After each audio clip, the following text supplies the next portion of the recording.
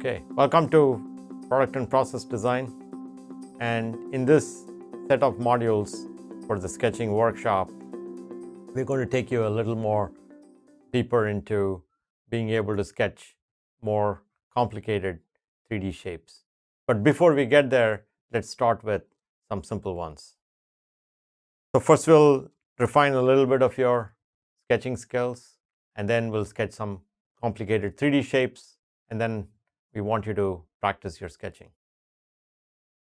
So just give you a basis for some theory of perspective without getting into too much detail. We'll look at 1-point, 2-point, and 3-point perspectives. So here's an example of a perspective for a 2-point.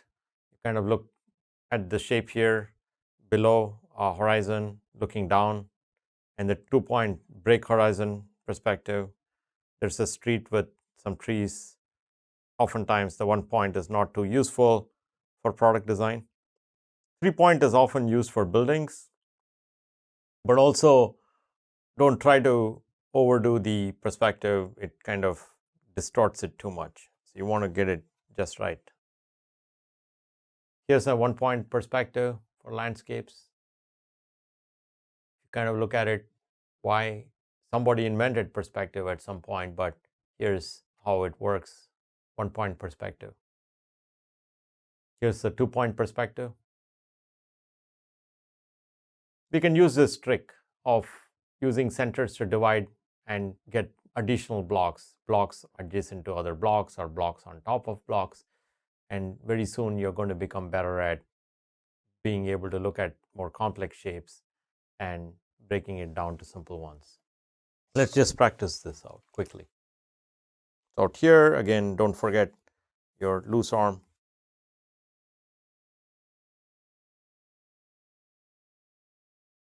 So that's my first quick illustration of the cube. But basically, if you, for the 2-point, you want to meet somewhere far away. Same thing here. You're going to meet somewhere, right?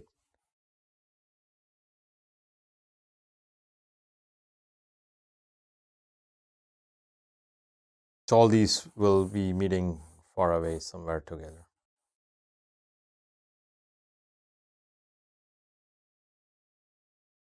Kind of get the idea there. Same thing here. Okay, so we'll just take a Sharpie and try to finalize this one.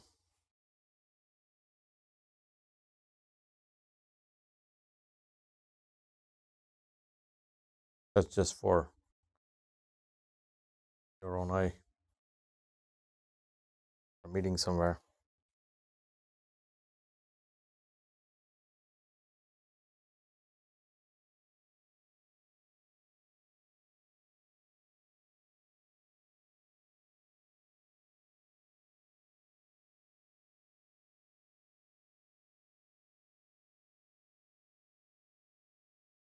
Just drawing it all dark so you can see it better.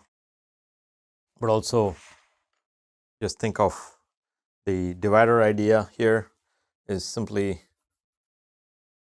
breaking it up, and gives you a better feel for where to center things up, some way like this. And depending on the size, if you want smaller boxes or longer boxes, you can figure things out here with different line segments. Okay, kind of get the idea there.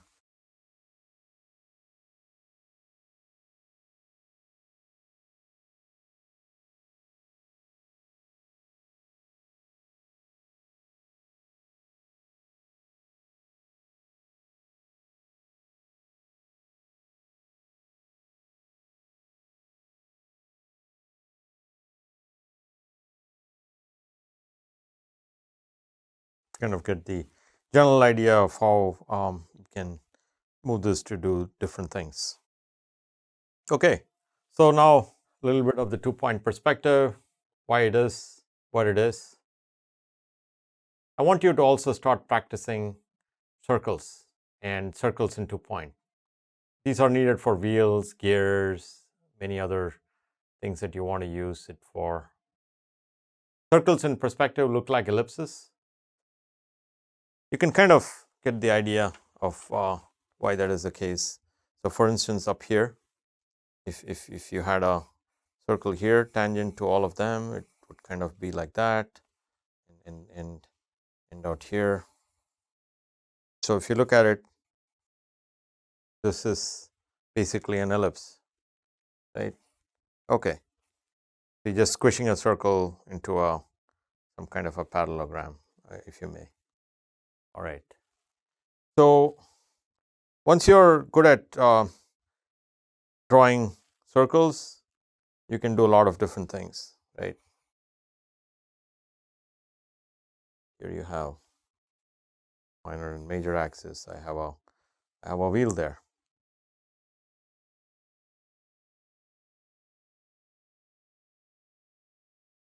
Well, ideally you won't have drawn it dark inside there, but kind of get the idea here. Same thing with cylinders. Once you're good at circles, you can do cylinders, you can draw cones, you can do many things now. And little bit of construction lines here, just to give it more professional look. If it doesn't come out well, doesn't matter, just move on to getting other things darkened up and figure it out. Kind of get the idea. So you can draw many things just by combining circles, cones, and getting to cylinders and getting cubes, and then you start combining all of these to do more complicated shapes. So there you see 3-point perspective, trickier. Okay, so you can now practice different types of prisms, get to draw them from different angles, and goal is to make it look good consistently, big, quick, fast, and definitive, showing more confidence.